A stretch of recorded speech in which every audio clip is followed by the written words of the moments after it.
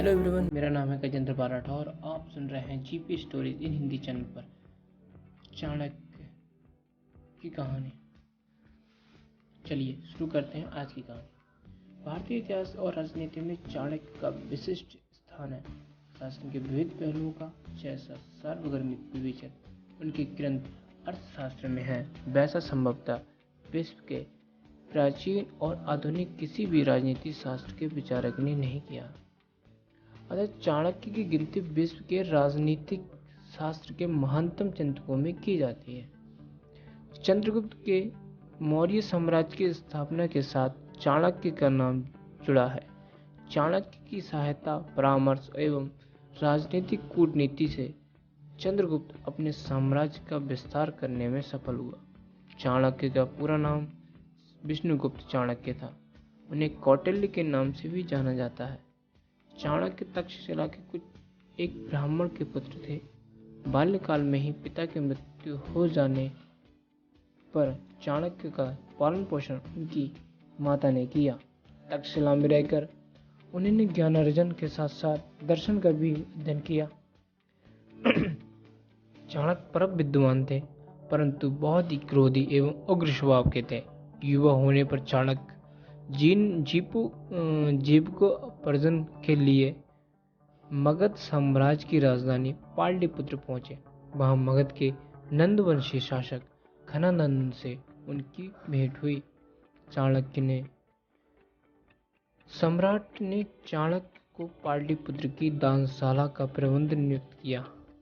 कटु उग्र स्वभाव होने के कारण चाणक्य को वहां से पद से निकाल दिया। उन्होंने इसे अपना अपमान समझा और सम्राट घनानंद और नंदवंश के विनाश करने की प्रतिज्ञा ली। वह सदैव इस खोज में रहते कि प्रतिज्ञा कैसी पूरी करें। उसी समय उनकी भेंट चंद्रगुप्त से हुई। चंद्रगुप्त मगध राज्य में राजाधिकारी सेनानायक थे। वह बहुत ही महत्वाकांक्षी था।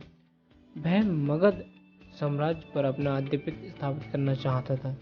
चंद्रगुप्त और चाणक्य की भेंट रास्ते में हुई। कुश में मट्ठा डालकर चाणक्य को देखकर चंद्रगुप्त उनके दृढ़ निश्चय से प्रभावित हुए। उन्होंने चाणक्य को अपना सहयोगी बना लिया। इस मित्रता ने भारतीय इतिहास के एक नवीन दिशा की ओर मोड़ दिया। चंद्रगुप्त में बल था और चाणक्य में बुद्धि। बल और बुद्धि का संयोग भारतीय इतिहास में युग परिवर्तन की घटना सिद्ध हुआ। चंद्रगुप्त और चाणक्य ने मिलकर पाटलिपुत्र पर आक्रमण किया। घनानंद की प्रबल सैन्य शक्ति के आगे के कारण वे पराजित हुए। साम्राज्य की शक्ति सदैव केंद्र में स्थित रहती है और सीमांत क्षेत्र में क्षीण। चंद्रगुप्त और चाणक्य ने अपनी रणनीति में परिवर्तन करके यह निर्णय लिया कि वे पहले मगध राज्य के सीमांत क्षेत्रों पर विजय प्राप्त करने के पश्चात मगध राज्य पर आक्रमण करना उचित होगा। इस नवीन योजना के अनुसार चंद्रगुप्त और चाणक्य ने पंजाब पर आक्रमण किया और विजय प्राप्त की। इसके पश्चात चाणक्य एक विशाल सेना लेकर पाटलिपुत्र पहुंचा और इस युद्ध में घनानंद मारा गया। चंद्रगुप्त ने चाणक्य की सहायता से मगध पर अधिकार प्राप्त कर लिया और चाणक्य ने चंद्रगुप्त का विधिवत राज्याभिषेक कर 321 ईसा पूर्व में मगध का सम्राट घोषित कर दिया। चाणक्य की बुद्धिमत्ता और कूटनीति के कारण चंद्रगुप्त ने उन्हें अपना प्रधानमंत्री और प्रमुख परामर्शदाता नियुक्त कर दिया। चाणक्य के जीवन के अंतिम समय तक मौर्य साम्राज्य की सेवा की। चाणक्य ने राजतंत्र का एक सर्वाधिक उपयोगी संस्था माना गया है। उनके अनुसार राजा को कर्तव्यनिष्ठ, धर्मनिष्ठ, सत्यवादी, कृतज्ञ, बलशाली, वृद्धों का सम्मान करने वाला, उत्साही, विनयशील, विवेकी, निर्भीक, न्यायप्रिय, मृदुभाषी तथा कार्य में निपुण होने वाला चाहिए।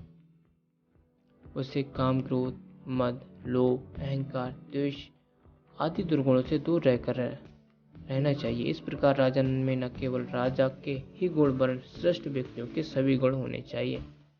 चाणक्य के अनुसार राज्य का एक कर्तव्य है कि आकस्मिक और प्राकृतिक आपदाओं से नागरिक की सुरक्षा करें। राज्य को अपंग, शक्तिहीन, वृद्ध, रोगी और दीन लोगों के पालन पोषण करना चाहिए। राज्य को शिक्षा की व्यवस्था करनी चाहिए। राज्य का एक कार्य है कि साहूकार, व्यापारी, जादूगर, शिल्पी, नट, शासकीय अधिकारी, कर्मचारी आदि का शोषण उत्पीड़न से प्रजा की भली भांति रक्षा करें। व्यापारी अनुपयुक्त दर से क्रय विक्रय न करें। इसके लिए राज्य को चाहिए कि वह नियम निर्धारित करे। राज्य के इन कार्यों से विवादित होता है कि चाणक्य ने आधुनिक लोक कल्याण के राज्य की कल्पना कर ली थी। उन्होंने प्रजाहित को राज्य के लक्ष्य मान लिया था। वह स्वयं वर्षा न होने के कारण अकाल के समय सैकड़ों साधुओं को नित्य भोजन कराते थे। चाणक्य एक व्यवहार कुशल राजनीतिज्ञ थे। उन्होंने रणनीति पर भी एक पुस्तक लिखी। उसमें उनके ऐसे विचार हैं जिससे पता चलता है कि मौर्य साम्राज्य के निर्माता के रूप में वह सफल रहे। उन्होंने राजतंत्र के समर्थक होते हुए भी निरंकुश स्वेच्छाचारी शासन का विरोध किया। चाणक्य आज भी आधुनिक राजनीतिक विचारकों चिंतकों में अग्रणी माने जाते हैं। वीडियो कैसी लगी? आपको अच्छी लगे तो इसे लाइक करें, शेयर करें और कमेंट करके हमें ज़रूर बताएं। ऐसी और वीडियो देखने के लिए जीपी स्टोरीज हिंदी चैनल को जरूर सब्सक्राइब करें।